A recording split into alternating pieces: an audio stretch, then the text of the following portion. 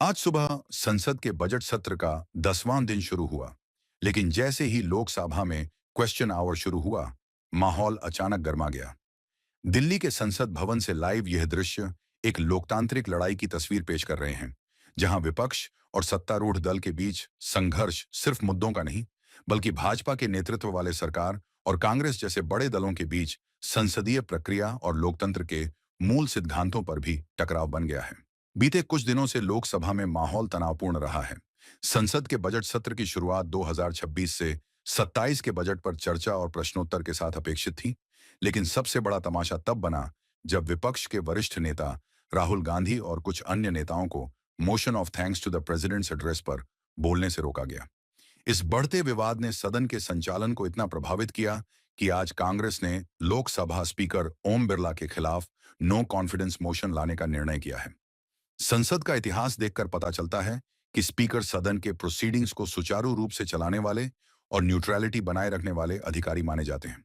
संविधान के आर्टिकल 94 सी के तहत यदि कोई सदस्य चाहते हैं कि स्पीकर को हटाने के लिए प्रस्ताव लाया जाए, तो कम से कम 14 दिनों की नोटिस देकर सेक्रेटरी जनरल को लिखित सूचना देनी होती है। और आज कांग्रेस की तरफ से यही नोटिस सौंपा गया है। यह कदम इसलिए उठाया जा रहा है क्योंकि विपक्ष का आरोप है कि बिरला ने कांग्रेस अध्यक्ष और अन्य विपक्षी सांसदों को बोलने नहीं दिया, साथ ही 8 सांसदों की सस्पेंशन को सही रूप से मैनेज नहीं किया। इस मुद्दे को लेकर आज लोकसभा में जो हंगामा देखने को मिला, वह केवल शब्दों में नहीं बल्कि फिजिकल रूप से भी तेज रहा। विपक्ष के कुछ सांसद ट्रेजरी बेंच के भीतर तक चले गए, कुछ सदन के अंदर दौड़ते दिखे, कुछ टेबल्स पर चढ़कर बैठे, जिसे भाजपा सहयोगी सांसदों ने हेनस एक्ट तक करार दिया। और बीजेपी की महिला सांसदों ने स्पीकर से आग्रह किया कि ऐसे कृत्यों पर कड़ी कार्रवाई हो।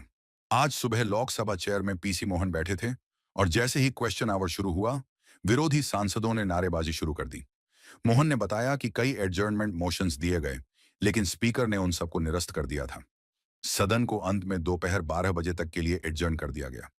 यही नहीं, आउटसाइड पार्लियामेंट विपक्ष और खासतौर पर राहुल गांधी और समाजवादी पार्टी के अखिलेश यादव भी विरोध प्रदर्शन में शामिल रहे, संसदीय कार्रवाई को लेकर सवाल उठाते हुए।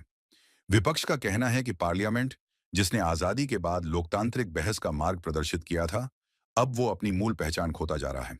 कांग्रेस ने याद दिलाया कि 1954 में जवाहरलाल नेहरू ने स्पीकर रिमूवल जैसे सेंसिटिव मुद्दों पर भी विपक्ष को पर्याप्त बोलने का अवसर दिया था। आज वही पार्लियामेंट उन मूल्यों से बहुत दूर प्रतीत होता है, जहां डिबेट, लिसनिंग और अकोमोडेशन लोकतांत्रिक संस्कृति के मूल अंग थे। संसद का अपर हाउस यानी राज्यसभा भी आज बजट पर जनरल डिस्कशन फिर से रिज्यूम कर रहा है। जेएमएम के एक सांसद ने झारखंड में एआईआईएम्स की पैथेटिक स्थिति का मुद्दा उठाया और कहा कि वहां फैसिलिटी ओपीडी लेवल से आगे नहीं बढ़ी है। कांग्रेस के एक एएमपी ने digital space regulation, gaming, e sports और बच्चों की सुरक्षा जैसे मुद्दों को उठाया। वहीं बीजेपी सांसदों ने ट्वीट्स, किताबों और विवादों को लेकर निजी मामलों पर भी सवाल खड़े किए। आज एक और दिलचस्प मुद्दा संसद के बाहर उभरा, विवादित किताब 4 स्टार्स ऑफ डेस्टिनी को लेकर। राहुल गांधी ने कहा कि या तो किताब प्रकाशित नहीं हुई, जैसा पेंगुइन का बयान है, या फिर आर्मी के पूर्व चीफ एमएम नारायण की ट्वीट असत्य है। उन्होंने कहा कि या तो पेंगुइन झूठ बोल रहा है या नारायण, और इसे लेकर बहस पार्लियामेंट के अंदर और बाहर दोनों जगह जारी है। ये सब घटनाएं इस बात का संकेत हैं कि संसद सिर्फ बजट और सरकारी नीतियों पर चर्चा करने का स्थान नहीं रह गया है, बल्कि राजनीतिक ध्रुवीकरण और शक्ति संघर्ष के मंच की तरह भी काम कर रहा है। आज संसदीय लोकतंत्र का सामना केवल बजट पर बहस से नहीं, बल्कि नियमों के पालन, सदन की गरिमा और लोकतंत्र के मेजबानी के सिद्धांतों पर सवालों से है। आज जैसे ही लोकसभा दोपहर को फिर से बुलाई जाएगी, एक बड़ी लड़ाई नो कॉन्फिडेंस मोशन के प्रोसीड्यूरल और सब्सटेंटिव पहलुओं पर शुरू होगी। और संसद की कार्यवाहियों में क्या फर्क आता है, यह आने वाले दिनों में